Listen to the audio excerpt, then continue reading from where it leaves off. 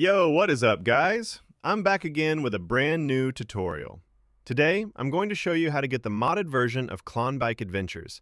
This will basically give you unlimited emeralds, coins, and energy in the game, which you can use to purchase anything. And don't worry, it's completely safe. I've been using it for a while now. I have a bunch of options right here, such as unlimited workers, unlimited emeralds and coins, all locations and maps unlocked, and much more. The first thing you want to do is grab your iOS or Android device. I'm using an Android today. Once you're on your device, make sure you already have Klondike Adventures installed and fully updated. If you need to check, just go to the App Store or Google Play Store. Once that's done, the next thing you need to do is to simply head over to the pinned comments down below. There, I explain exactly where you can get Klondike++. So, just head over to the pinned comments, leave a like if this method worked for you at the end, and that's it. See you all in the next video. Bye-bye.